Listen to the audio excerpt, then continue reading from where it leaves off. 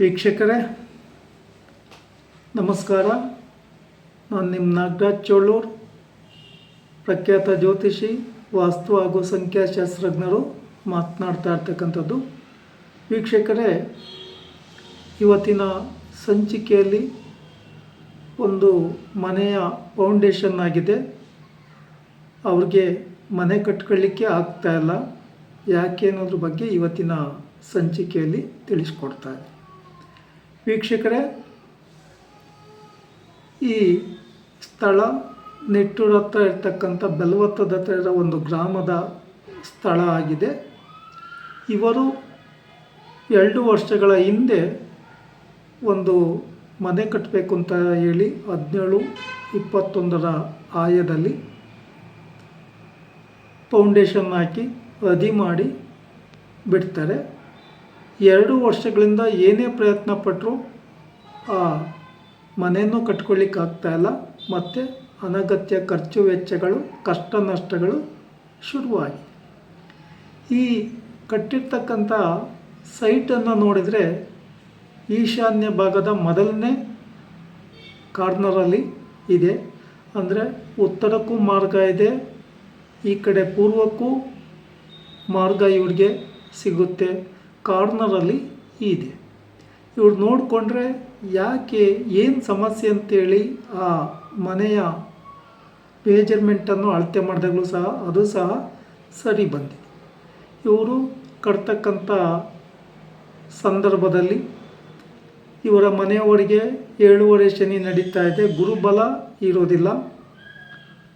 ಅದು ಒಂದು ಕಾರಣ ಆಗೋದ್ರಿಂದ, ಹಾಗೆ ಇಲ್ಲಿ ಈ ಮನೆ ಕಟ್ತಕ್ಕಂಥವ್ರಿಗೆ ಸರಿಯಾದ ಮಾರ್ಗದರ್ಶನ ಸಿಕ್ಕದೆ ಇವರು ತಪ್ಪು ಮಾಡ್ಕೊಂಡಿದ್ದಾರೆ. ಏನು ತಪ್ಪು ಮಾಡ್ಕೊಂಡಿದ್ದಾರೆ ಅಂತ ಅಂದರೆ, ಬೇರೆ ಯಾರೋ ಮನೆಗೆ ಪಾಯ ಕಟ್ಟಲಿಕ್ಕೆ ಅಂತೇಳಿ ಕಲ್ಲು ತಂದು ಅವರ ಮನೆಗೆ ಹೊಡೆಸ್ಕೊಂಡಿದ್ರು.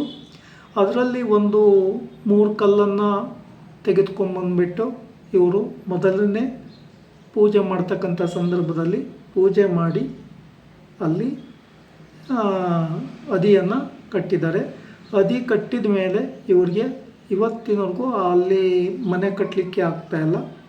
ಅಲ್ಲಿ ಪ್ರಶ್ನೆಯಲ್ಲಿ ಸಹ ನೋಡಿದಾಗಲೂ ತುಂಬ ದೋಷಗಳು ಕಂಡುಬಂತು. ಆ ಸ್ಥಳ ಸಹ ಉತ್ತಮವಾಗಿ ಇಲ್ಲ. ಅಂದರೆ ಕೆಳಗಡೆ ಆ ಫೌಂಡೇಶನ್ ಕೆಳಗಡೆ ಎಲ್ಲ ಕರಕಲು ಮಣ್ಣಂತೆ.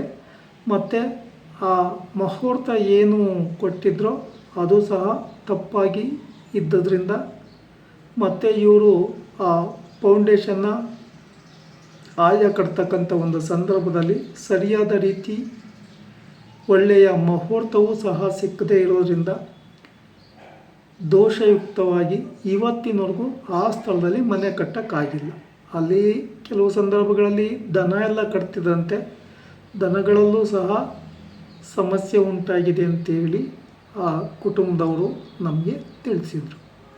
ಹಾಗಿದ್ರೆ ಈ ಸ್ಥಳದಲ್ಲಿ ಅದೇ ಸೈಟಲ್ಲಿ ಮನೆ ಕಟ್ಟಲಿಕ್ಕೆ ಸಾಧ್ಯವಾ, ಏನಾದರೂ ಪರಿಹಾರ ಇದ್ದರೆ ತಿಳಿಸಿ ಅಂತೇಳಿ ನಮ್ಮಲ್ಲಿ ಸಲಹೆ ಕೇಳಿದರು.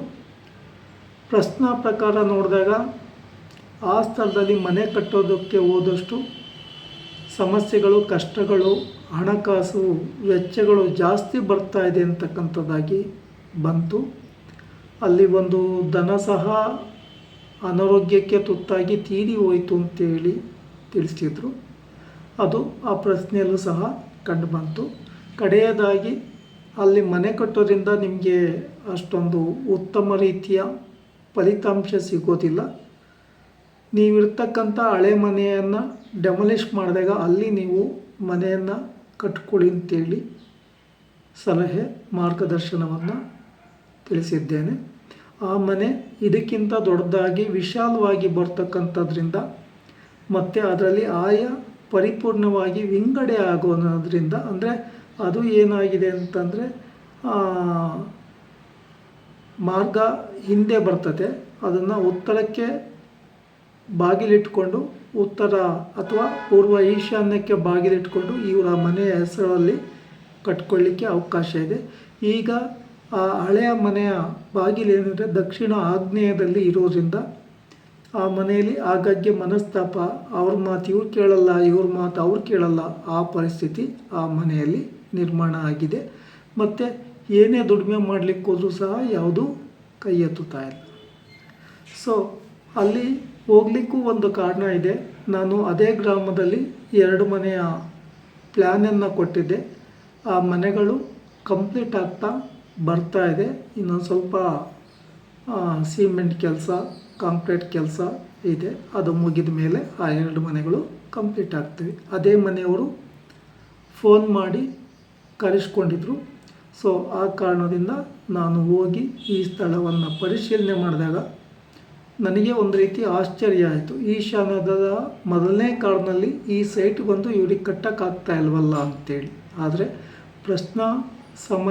ಆ ಸಮಯದಲ್ಲಿ ನೋಡಿದಾಗ ಅಲ್ಲಿ ನೆಗೆಟಿವ್ ತುಂಬ ಕಂಡು ಬಂದದ್ರಿಂದ ಇಲ್ಲಿ ಮನೆ ಕಟ್ಕೊಂಬೋದ್ರಿಂದ ನಿಮಗೆ ಪಾಸಿಟಿವ್ ಬರೋದಿಲ್ಲ ಅಂಥೇಳಿ ಸಲಹೆ ಮಾಡಿ ಅವ್ರು ಇರ್ತಕ್ಕಂಥ ಮನೆಯನ್ನೇ ಮುಂದಕ್ಕೆ ವಾಸ್ತು ಪ್ರಕಾರ ಕಟ್ಕೊಳ್ಳಿಕ್ಕೆ ಸಲಹೆ ಮಾರ್ಗದರ್ಶನವನ್ನು ತಿಳಿಸಿದ್ದೇನೆ. ವೀಕ್ಷಕರೇ, ಈ ವಿಡಿಯೋ ಇಷ್ಟ ಆಯಿತು ಅಂದರೆ ಲೈಕ್ ಮಾಡಿ, ಶೇರ್ ಮಾಡಿ, ಸಬ್ಸ್ಕ್ರೈಬ್ ಆಗಿ, ಐಕನ್ ಒತ್ತಿ, ಬೆಲ್ ಐಕನ್ ಒತ್ತಿ, ನನ್ನ ಪೇಜನ್ನು ಫಾಲೋ ಮಾಡಿ. ನಮಸ್ಕಾರ.